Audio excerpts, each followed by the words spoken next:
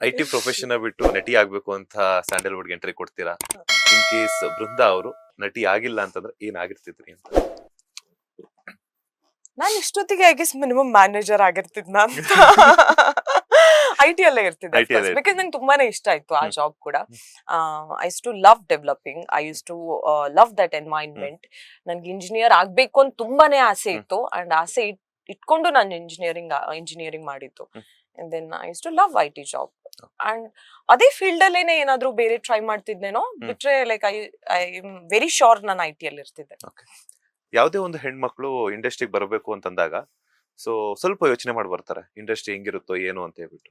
So ನೀವು already back to back ಸಿನಿಮಾಗಳೆಲ್ಲ ಮಾಡ್ತಾ ಇದ್ದೀರಾ, ಸ್ಯಾಂಡಲ್ವುಡ್ ಸಿನಿಮಾ ಪ್ರೇಕ್ಷಕರನ್ನ ಎಂಟರ್ಟೈನ್ ಮಾಡ್ತಿದ್ದೀರಾ. ಯಾವತ್ತಾದ್ರೂ ನಿಮ್ಗೆ ಇಂಡಸ್ಟ್ರಿ ಸೇಫ್ ಅಲ್ಲ ಅಂತ ಅನ್ಸಿದ್ಯಾ? ಇಲ್ಲ ನನ್ಗನ್ಸಿಲ್ಲ. ನಿಮ್ಗೇನ್ ಅನ್ಸಿಲ್ಲ? ನನ್ಗೇನ್ ಅನ್ಸಿಲ್ಲ. ಓಕೆ, ಆರಾಮಾಗಿ ಬ್ಯಾಕ್ ಟು ಬ್ಯಾಕ್ ನಾನು- ಮಾಡ್ಕೊಂಡು ಹೋಗ್ತಿದ್ರ?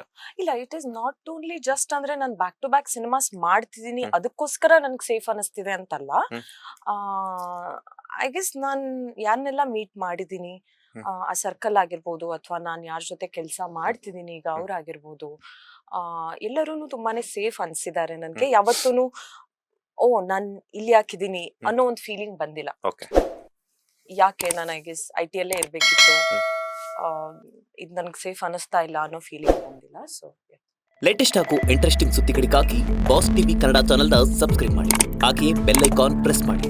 ಇದರ ಜೊತೆಗೆ ಫೇಸ್ಬುಕ್, ಇನ್ಸ್ಟಾಗ್ರಾಮ್, ಎಕ್ಸ್ನಲ್ಲೂ ಮಿಸ್ ಮಾಡದೆ ಫಾಲೋ ಮಾಡಿ.